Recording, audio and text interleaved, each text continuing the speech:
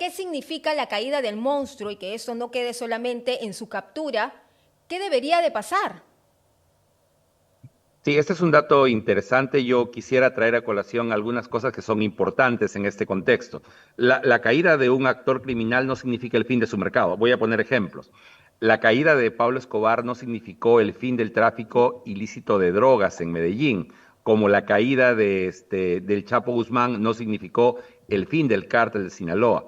El crimen busca constituir estructuras criminales que permitan tener utilidades ilícitas. Entonces, creada una economía ilícita, constituido un mercado criminal, la caída de un actor criminal sin duda desarticula momentáneamente, pero existen los lugares tenientes que en un caso quieren tomar el control o grupos rivales que quieren apoderarse de este mercado. ¿Y cómo ve usted esta situación donde Félix Moreno se jacta de tener vínculos con la Policía Nacional y que aparentemente le habrían avisado ya con anterioridad de estos megaoperativos que se hicieron en su contra para capturarlo? Él se jacta, se victimiza de que no todo es como lo dicen, pero sin embargo hemos visto un modus operandi bastante marcado a lo largo de su historia. Delimitar algunas cosas en el análisis. Primero, hay ciertas cosas que son objetivas. Lo objetivo es que ha sido capturado. Eso es algo que está fuera de discusión. Él mismo, cuando se ha capturado, si usted escucha lo que él afirma, es yo soy un delincuente, dice.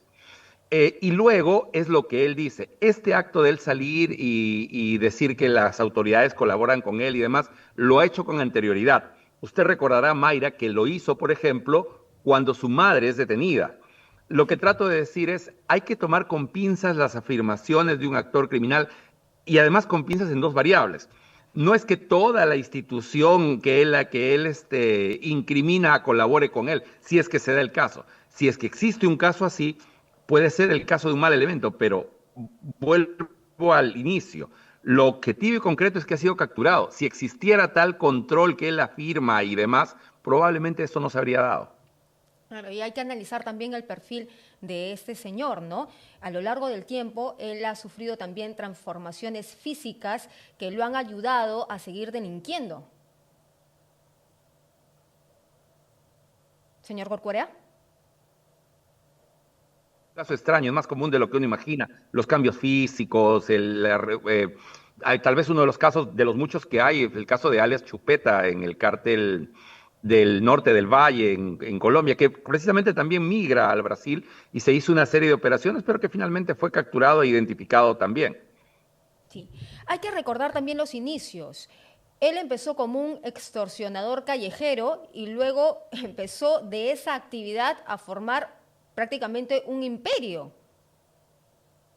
Sí, acá hay un tema que es importante. Él no es una persona de mucha edad, tiene menos de 35 años, nace en el año 91 específicamente, nace en Ica y sus primeros años los pasa específicamente en el cono norte de Lima, en Comas. Desde pequeño hay registros de que está vinculado a actividades delictivas. Su ámbito de acción es su barrio en Comas y a través del tiempo ha tenido diversos alias. En algún momento de su vida le dijeron Chonguito, por ejemplo. En otro momento ha sido El conocido chino como Belaúnde el también. chino Pelaunde, es otro apelativo, luego como el monstruo. Pero este tránsito de apelativos y todo el historial que usted ha escuchado y todas las personas que nos acompañan han escuchado, hablan de una carrera criminal. O sea, no es una persona que se dedicó al crimen el año pasado o hace 4 años, es una vida en el mundo delictivo. Eso se conoce conceptualmente como una carrera criminal. Empieza a trabajar en una asociación de transportes vinculada al mercado de Huamantanga. Ahí aparecen sus primeras extorsiones. Se apropia de alguna mercadería, está acusado de apropiarse de una mercadería por un valor de 3.000 soles. Esto en el año 2013.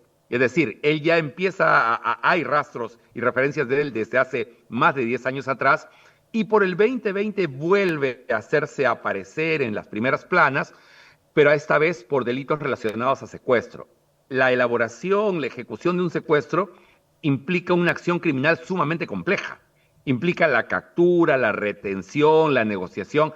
Cuando hablamos de secuestro, hablamos de dinámicas criminales mayores. Es distinto a un ladrón de celulares, alguien que se apropia de una carga o incluso que un extorsionador.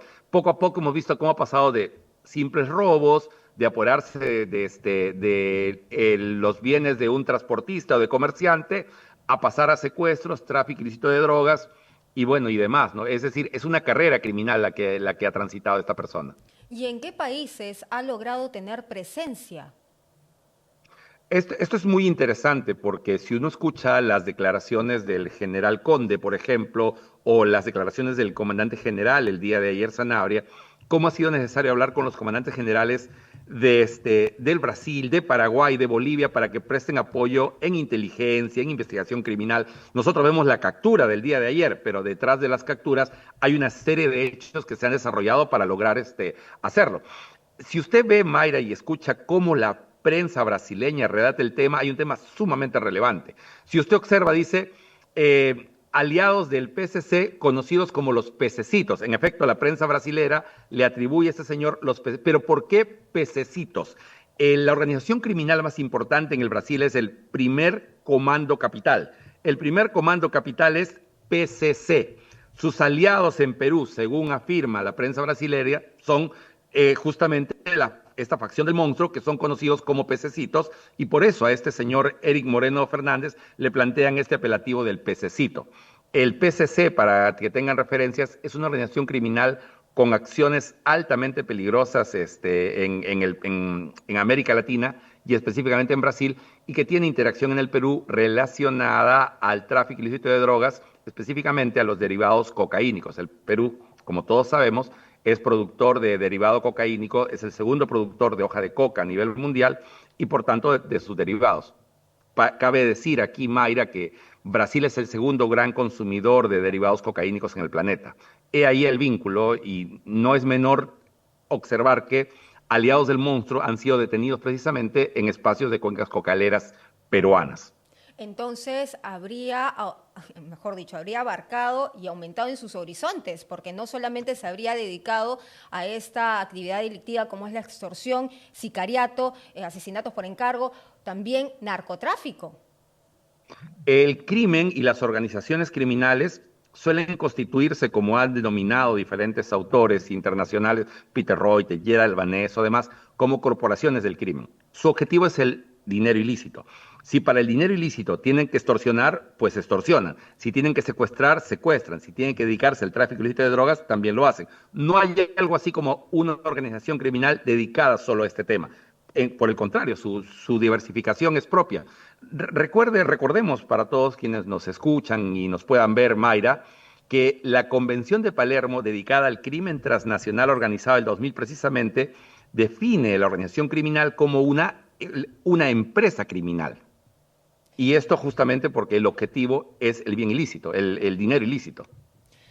Acaban de salir información y dice que el Instituto Nacional Penitenciario ha asegurado el posible internamiento del monstruo en la base naval del Callao, debido a la alta peligrosidad que representa. ¿Usted está de acuerdo con esta apreciación? Ahí la decisión que pueda tomar el INPE está sujeta a una serie de elementos que tienen que ver con el contexto de cada espacio carcelario del país. Hay que tener en cuenta que, como ha afirmado, hay una interceptación telefónica que se le hace a Joe, me parece, ahora le voy a dar el dato preciso, donde dice lo siguiente, ¿no? Mis enemigos, el jorobado, Miguel Marín, el loco Joe, tienen a la prensa arreglada, toda la policía dice el monstruo, refiriéndose al jorobado. Pero el mismo loco Joe afirma que sus enemigos, uno está preso, se refiere al jorobado, y el otro está escondido como una rata, refiriendo a Eric Moreno Hernández. Es importante tener en cuenta por qué. De lo que se trata es que vaya a prisión a cumplir su condena y no generar un espacio donde haya reyertas, bandos y mayores pleitos externos trasladados a la interna de un penal. Entonces sí La sería idea es que no se conveniente, repita de ninguna manera lo que claro, pasó en Ecuador, ¿no? claro, y sí sería conveniente entonces internarlo en la base naval del Callao. Pero entonces, volvemos a la pregunta que yo le hacía inicialmente. No se acaba con la captura del monstruo. Se tiene que llegar No a se acaba. fondo y que sea como un ejemplo para las otras mafias que también operan de la misma manera. Un ejemplo de que el crimen no paga, un ejemplo de que la actividad criminal es sancionada y un ejemplo de que aquellas personas que buscan hacer una carrera criminal terminan sus días precisamente en un escenario que les es penoso, tortuoso y no, digamos, para nada placentero. Eso es lo que debería ser, esa es la idea.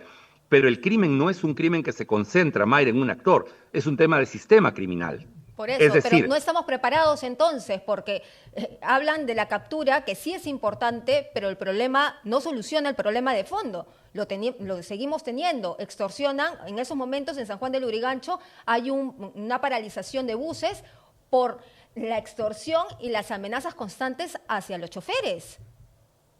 sí, lo que yo le digo no es un elemento nuevo. En el mundo entero, el crimen organizado tiene este tipo de dinámicas y características. Vea, si no, no hablaríamos tantas décadas y más de una centuria de Cosa Nostra, de Yakuza y de algunas otras organizaciones criminales que sería largo detallar una por una. Pero en concreto, una captura es importante, sí, pero es un elemento de los diversos elementos que deben tener como objetivo acabar con las estructuras de economías y de mercados criminales. Muy bien, muchísimas O gracias, sea, es señor importante Corcuera. sin duda que lo es, no es solamente eso. Claro, tiene que diseñar un plan, como ya lo habíamos hablado aquí en el CD Perú 21, con inteligencia, tecnología, porque la extorsión Sí. es por llamadas. Pero además hay un tema que resulta importante y no perder de vista, es que el crimen en general en esta época ha cambiado ciertos códigos y ha cambiado, también se ha hecho más tecnológico, también hay más colaboración del crimen transnacional organizado. Jay Albanés, que es tal vez el autor más destacado en estos temas, decía que así como el siglo XX es el siglo relacionado a las pandillas y al crimen urbano, el siglo XXI es el siglo en donde el crecimiento, el imperio y la regla está relacionada al crimen transnacional organizado. A esa amenaza nos enfrentamos y justamente contra esa amenaza es que las autoridades y demás actores de la sociedad deben trabajar y orientarse. Muy bien, muchísimas gracias, señor Corcuera, por darnos detalles de la vida del monstruo, de cómo ha ido operando durante el tiempo y qué es lo que debería suceder con él. Muchas gracias.